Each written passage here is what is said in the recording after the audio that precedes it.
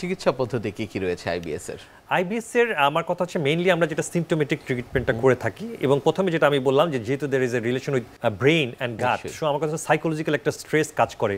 অনেক সময় আমরা যেটা দিয়ে থাকি ট্রিপটালিন, এই ধরনের একটা ওষুধ আমরা দিয়ে থাকি ট্রিপটিন, তো আমরা এসে দিতে পারি। এছাড়া যেটা হচ্ছে যে এনজিওলাইটিক যে ওষুধগুলো আমরা দিতে পারি। এছাড়া যেটা ইম্পর্টেন্ট, যেটা আমি বললাম যে কনস্টিপেশন যাদের হয় তাদেরকে আমরা ল্যাক্সেটিভ দিয়ে থাকি। তবে তার আগে যেটা ইম্পর্টেন্ট যে আমার কথা হচ্ছে, এবং যারা কনস্টিপেশন তাদের ক্ষেত্রে আমরা হচ্ছে ল্যাক্সেটিভ দিচ্ছি, সেরকম ডায়রিয়ার ক্ষেত্রে আমরা দিচ্ছি হচ্ছে অ্যান্টিমোটিলিটি ড্রাগসগুলো দিয়ে থাকি। তবে প্রথমে আমি যেটা বলি যে আমাকে আপনার খাদ্যাভ্যাসটা চেঞ্জ করতে হবে, that is very important. Lifestyle modification, আমার কথা আমরা বলি যে আপনাকে তৈলাক্ত খাবারটা খাওয়া যাবে না, ঝাল এবং বেশি তো যেটা রিচ ফুড সেগুলো অ্যাভয়েড করতে হবে। আপনাকে স্মোকিং যারা করে সেগুলো বাদ দিতে হবে। আপনাকে বেশি বেশি তেল দেওয়া যাবে না, পানিটা বেশি করে খেতে হবে, 2 থেকে 2.5 লিটার প্রতিদিন দিনে পানি খেতে হবে। এবং পানিটা আমরা যেটা বলি বেশিরভাগ এই আইবিএস রোগীদের আমরা যেটা দেখে থাকি, খাওয়ার পরে একবারে আমি অনেকগুলো পানি, আমি না এইভাবে পানি খাওয়া যাবে না, পানিটা আপনাকে একটু পর পর খেতে হবে। দরকার একটা বোতল রাখতে হবে, আপনাকে 2 লিটার বা 2.5 লিটার বোতল রাখতে হবে এবং পানিটা আপনি একটু পর পর খাবেন। সেটা খাবার 5 থেকে 10 মিনিট পরে খাবেন। অনেক সময় দেখা যায় আমরা খাওয়ার পরে পানি খেলে আরো এক ধরনের অস্বস্তি তার মধ্যে কাজ করে। সো সেই ক্ষেত্রে এই যে নিয়মগুলো যদি মানতে, যেমন যাদের কনস্টিপেশন আছে তারা ফাইবার খাবারগুলো বেশি খাবে, শাকসবজিটা বেশি খাবে। আবার যাদের ডায়রিয়া আছে তাদেরকে আমরা বলি যে দুধ বা দুধ জাতীয় খাবারগুলো একটু কম খাবে। তো এটা আসলে ডিফার করে হচ্ছে পেশেন্ট টু পেশেন্ট, যে পেশেন্টটা যে সমস্যা সেই অনুযায়ী আমরা চিকিৎসা করে থাকি।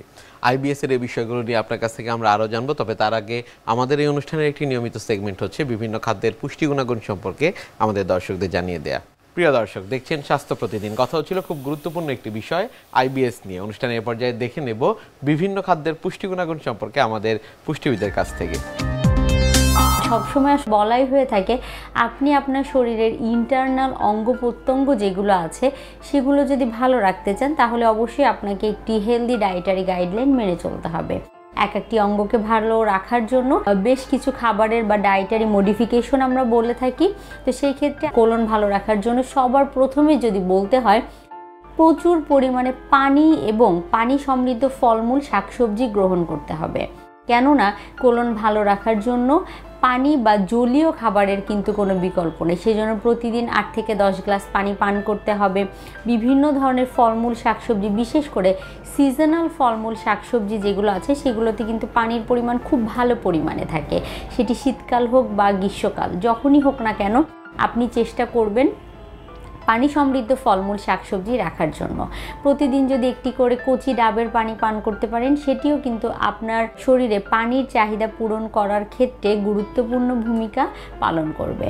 এর পরবর্তীতে বলবো যে সবসময় আসলে প্রচুর পরিমাণে পানি জাতীয় খাবার গ্রহণ করার পাশাপাশি আপনার খাদ্য তালিকায় ফলমূল শাকসবজি থেকে যেমন আপনি পানি পেয়ে যাচ্ছেন, পাশাপাশি আপনার কোলন ভালো রাখার জন্য অন্যান্য পুষ্টি উপাদানের চাহিদা পূরণ করতেও কিন্তু এটি সাহায্য করে থাকে। সেজন্য কোলনকে ভালো রাখতে হলে আপনাকে অবশ্যই কি করতে হবে, প্রচুর পরিমাণে ফলমূল শাকসবজি বা এই জাতীয় খাবার থেকে তৈরি করা বিভিন্ন খাবার অপশনগুলো রাখতে হবে। সকালে ব্রেকফাস্টে অবশ্যই একটি সবজির আইটেম রাখার চেষ্টা করবেন। মধ্য সকালে যখন খাবার গ্রহণ করবেন তখন একটি মিষ্টি ফল রাখলেন, আবার দুপুরে খাবারে শাকের একটি আইটেম রাখলেন, সবজির একটি আইটেম রাখলেন, বিকেলবেলায় যে কোনো একটি ফল বা টক ফল আপনি গ্রহণ করে ফেলতে পারেন। রাতের খাবার হিসেবেও রাতের খাবারের সাথে আপনি রাখার চেষ্টা করবেন যে কোনো সবজির একটি আইটেম। তাহলে দেখা যাবে যে আপনার কোলন হেলদি রাখতে সেটি সাহায্য করবে। কোন খাবারগুলো এড়িয়ে চলতে হবে, অতিরিক্ত প্রসেসড ফুড বা প্রক্রিয়াজাতকৃত খাবার যেগুলো আছে, যেমন আমরা সবসময় বলে থাকি যে রিফাইন্ড আটা যেগুলো আছে সেগুলো এড়িয়ে চলতে হবে। আবার অতিরিক্ত সাদা আটা থেকে তৈরি করা খাবার বা খাবার সামগ্রী যেগুলো আছে সেগুলো এড়িয়ে চলতে হবে। পাউরুটি, পাস্তা, সাদা আটা থেকে তৈরি করা খাবার সেগুলো এড়িয়ে চলার চেষ্টা করতে হবে, না হলে এটি কিন্তু আপনার কোলনকে হুমকির মুখে ফেলে দিবে। অতিরিক্ত চা কফি পান করার অভ্যাস অনেকের ক্ষেত্রেই থাকে, তো তাদের ক্ষেত্রে আমি বলবো যদি আপনি আপনার কোলনকে ভালো রাখতে চান তাহলে কিছুটা হলেও লিমিটেড করে দিতে হবে অতিরিক্ত চা কফি পান করাকে। তার পরবর্তীতে লাল মাংস আমাদের দেহের বিভিন্ন ধরনের পুষ্টি উপাদানের ঘাটতি পূরণ করতে সাহায্য করে, কিন্তু এই লাল মাংস অতিরিক্ত গ্রহণ করলে বিভিন্ন গবেষণায় উঠে এসেছে যে সেটি কিন্তু আপনার কোলনকে হুমকির সম্মুখীন করে দেয় বা কোলনের বিভিন্ন রোগের আশঙ্কাকে বাড়িয়ে দেয়। সেজন্য অবশ্যই আপনি যদি আপনার কোলনকে ভালো রাখতে চান আপনাকে এই লাল মাংসের অতিরিক্ত গ্রহণ এড়িয়ে চলতে হবে। চেষ্টা করবেন মাসে 1 থেকে 2 বার এই লাল মাংস গ্রহণ করার জন্য। আর অতিরিক্ত তেল মশলা জাতীয় খাবার এড়িয়ে চলতে হবে, বাহিরে ডুবো তেলে ভাজা খাবার আর সিম্পল সুগার বা যেগুলো আছে দেখা যায় সফট ড্রিঙ্কস, কোল্ড ড্রিঙ্কস বা পেস্ট্রি, কেক, পাউরুটি এগুলো খেতে আমরা অনেকেই পছন্দ করি। এগুলোও কিন্তু এড়িয়ে চলতে হবে, কেননা এই সিম্পল সুগার যেগুলো আছে সেগুলো কোলনের রোগের ঝুঁকিকে বাড়িয়ে দিয়ে থাকে। সেজন্য আপনাকে অবশ্যই আমি যেটি মেনশন করে দিলাম যেই খাবারগুলোর কথা, সেই খাবারগুলোকে অবশ্যই গাইডলাইন হিসাবে মেনে নিয়ে সেই অনুযায়ী চলতে হবে। তাহলে কিন্তু খুব সহজেই আপনি আপনার কোলনকে ভালো রাখতে পারবেন। শুধু কোলন না, আপনি আপনার দেহের অন্যান্য অঙ্গ প্রত্যঙ্গকে ভালো রাখতে চাইলেও এই টিপসগুলো কিন্তু মেনে চলতে পারেন। তাহলে দেখা যাবে কোলনের পাশাপাশি দেহের ইন্টারনাল বিভিন্ন অর্গান ভালো রাখতে এগুলো সাহায্য করবে।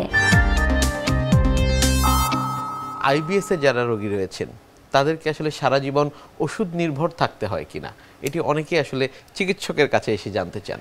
অবশ্যই আমার কাছে অনেকেই জিজ্ঞেস করেন যে স্যার আমি কি আজীবন এই ওষুধটা খেয়ে যাব। আমি সেক্ষেত্রে প্রথম বলি যে আপনাকে ওষুধটা সারা জীবন খেতে হবে না যদি আপনি একটা নির্দিষ্ট খাদ্য অভ্যাস মেনটেন করেন। আপনি বাইরের খাবার খেলে, বিশেষ করে হোটেলে যেসব খাবারগুলো আছে, এবং আজকে আমাদের বেশিরভাগ যেটা হচ্ছে ভেজাল খাবারটা খুব বেশি, তো সেই খাবারগুলো যে আমরা অ্যাভয়েড করতে পারি এবং যে খাবারগুলোতে কিছু কিছু খাবারের কারো কারো সমস্যা হতে পারে, সেই খাবারগুলো মিল্ক অ্যান্ড মিল্ক প্রোডাক্ট যাদের সমস্যা হচ্ছে বা অনেকে শাকসবজি খেলে সমস্যা হচ্ছে, আপনাকে সেই খাবারগুলো নিজেকেই বুঝে নিতে হবে কোন খাবারগুলোতে আপনাকে সমস্যা হচ্ছে, আপনি সেই খাবারগুলো পরিহার করতে হবে। এবং এংজাইটি এটা হচ্ছে সবচেয়ে বড় একটা ফ্যাক্টর আইবিএস এর ক্ষেত্রে। সেই ক্ষেত্রে আমরা বলে থাকি যে আপনাকে অবশ্যই দুশ্চিন্তা মুক্ত থাকতে হবে, এবং আপনি যদি দুশ্চিন্তা করেন তাহলে কিন্তু এটা সমস্যাটা বেশি হবে। এবং অনেকেই আছে আমাদের মধ্যে যারা বলে এই খাবারটা খেলে আমার সমস্যা হয়, সেই খাবারটা খেলে আমার সমস্যা হয়। আমরা খাবারের ভুলটা ধরার খুব করে, তা আমি বলি যে খাবারের ভুল ধরবেন না। আপনার যদি মনে হয় যে খাবারটা আপনি খেতে পারছেন না, সেটা আপনি অ্যাভয়েড করেন, কিন্তু এটা খেলেই আমার সমস্যা হলো বা এটা খেলে আমার সমস্যা হবে, তাহলে তার মধ্যে হয় কি আরেকটু এংজাইটিটা বেশি কাজ করে। সেই ক্ষেত্রে আমাকে সেই খাবারটা থেকে মানসিক প্রশান্তির বিষয়টি নিশ্চিত করতে হবে। এবং আরেকটা যেটা ইম্পর্টেন্ট, আমাদের বাংলাদেশের আমরা যে মুড়ি মুরগির মতো ওষুধ খাই, এইটা আমাকে অ্যাভয়েড করতে হবে। আমরা দেখা যাচ্ছে যে আমাদের একটু সমস্যা হলে আমরা গ্যাস্ট্রিক ওষুধ খাচ্ছি, একটু সমস্যা হলে আমরা মেট্রিল, বিশেষ করে আপনি যে কথাটা বলছেন আমাদের দেশের পুরাতন আমাশয় বা আইবিএস এর ক্ষেত্রে বেশিরভাগ মানুষ যেটা খায় সেটা হচ্ছে মেট্রোনিডাজল গ্রুপের ওষুধগুলো খেয়ে ফেলে, বলে যে আমি 2টা মেট্রিল খেলে আমার এটা ভালো হয়ে যায় বা 2টা ফিলমেট খেলে আমার ভালো হয়ে যায়। তো আমি বলি এটা কিন্তু একটা অ্যান্টিবায়োটিক, আপনি কিন্তু এভাবে ইরেশনালি ভাবে অ্যান্টিবায়োটিক খেতে পারেন না। অবশ্যই আপনার একজন গ্যাস্ট্রোলজিস্টের সাথে দেখা করতে হবে, আপনার সমস্যাটা এক্সক্লুড করতে হবে, তারপর সেই অনুযায়ী আপনার ওষুধ খেতে হবে। অনেক ধন্যবাদ আপনাকে আমাদের আজকের এই অনুষ্ঠানে আসার জন্য। আপনাকে অসংখ্য ধন্যবাদ।